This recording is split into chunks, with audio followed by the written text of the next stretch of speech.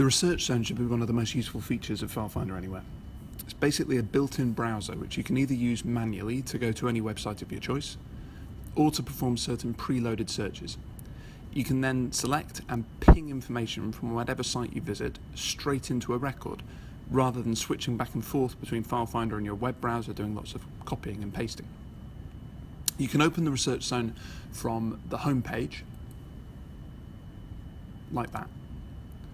Or you can open it from a person record by clicking on the icon down here or on the left-hand side over here.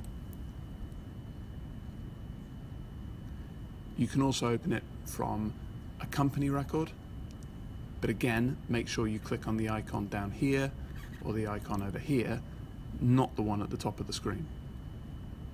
It might look like you can also open the research zone from an assignment record, but actually it'll just open the research zone for whatever person you happen to have highlighted on your call list at the time.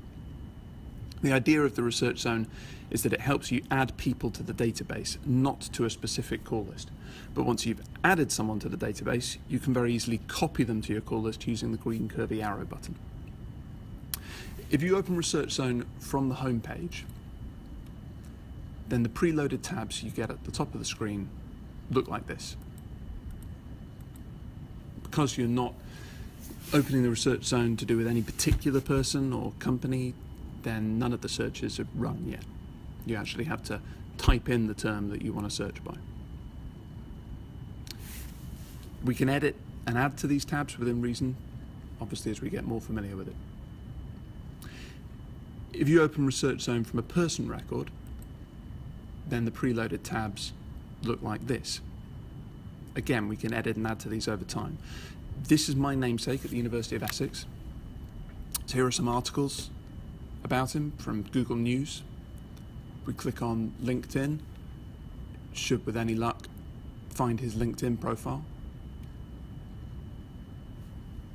There we go. And in this case, if we click on Google Scholar, run a search for publications.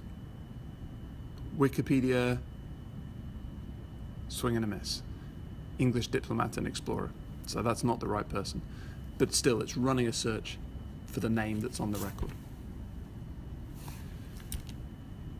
If you open Research Zone for a company record, then the tabs you get across the top of the browser look like this, but they currently don't work quite as well. So you'll see that it runs a search for the website of the school, but doesn't actually open the website yet. On Wikipedia, for some reason, it's not quite running the search, but again, you can type in what you want to search by, and it will take you there in the browser very quickly. Same applies on tabs like this.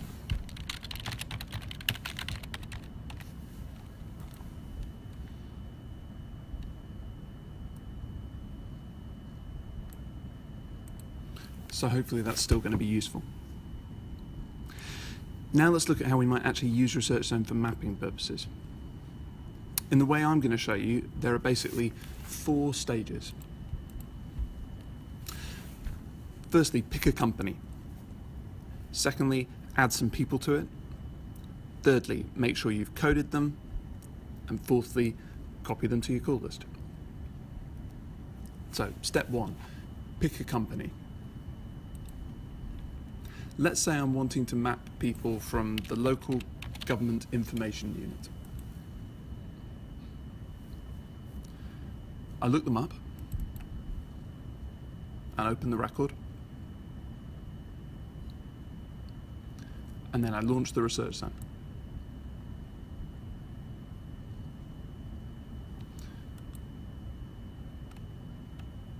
So it runs a few searches, none of which seem to be helping me a huge amount. So let's see whether I can find it manually.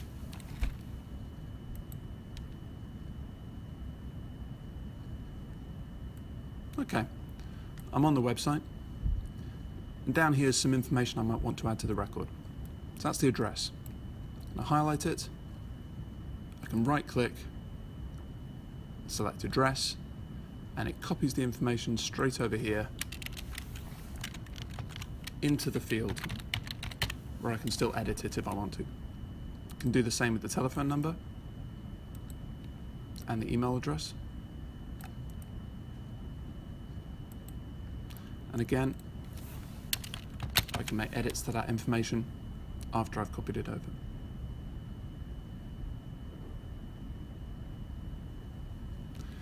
Now let's add some people to this. So I'm going to scroll up and look for some employees.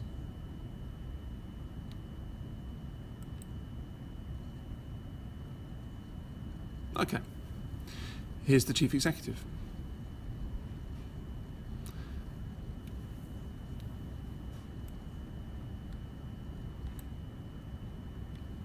So, step one, adding a new person, click on the green plus sign.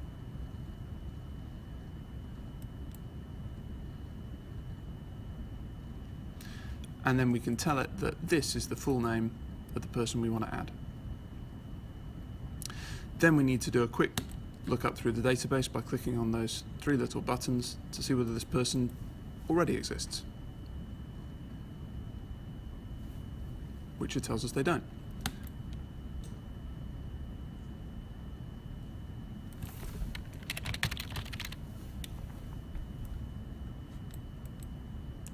So we'll just fill in the mandatory fields and click finish. Now we can highlight things and add things just by highlighting and right clicking. That's title, job title,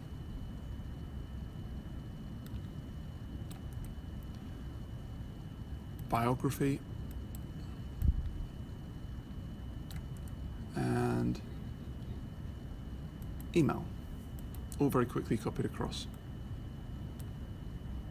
Let's add somebody else.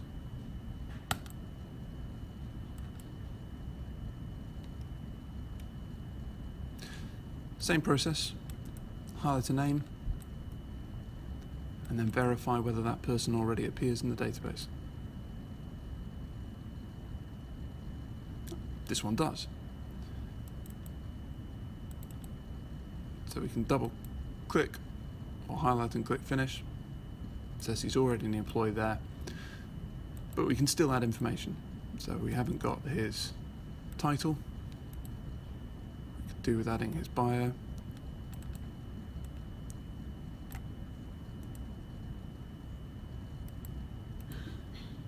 We have already got his email address. Let's add one more person.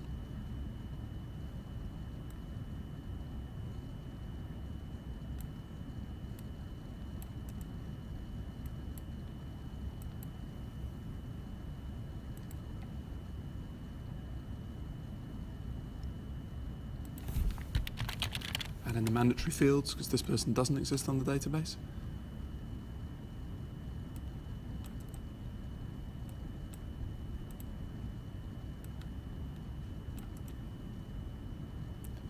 Bio,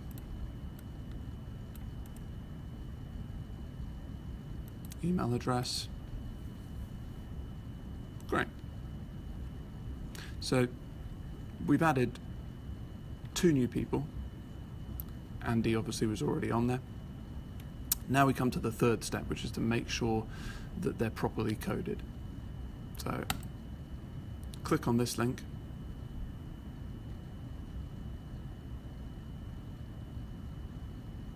It'll show us the 2 people we've added. And then use this option up here so that we can browse through them and make sure that they've got the correct codes.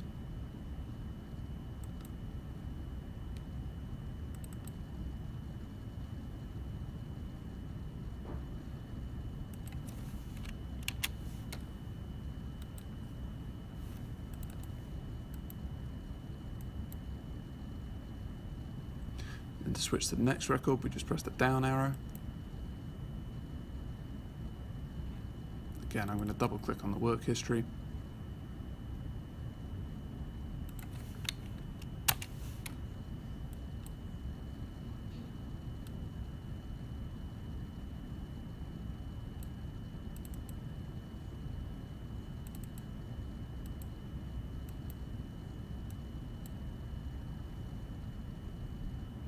Great. Now the final step is to copy these people to our call list. So I'm going to highlight both names and use the green curvy arrow button up here to send them to an assignment.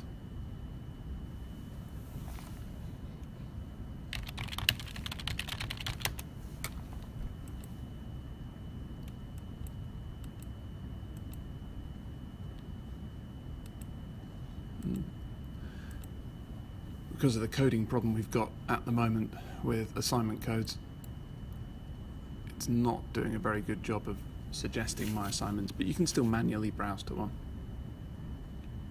I'm going to add them to the Candidates tab and click OK.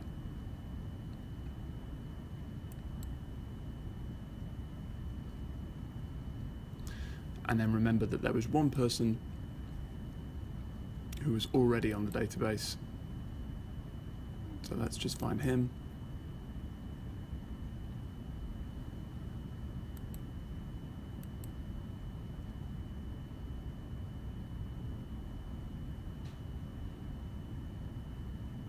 And again, let's just copy and move him.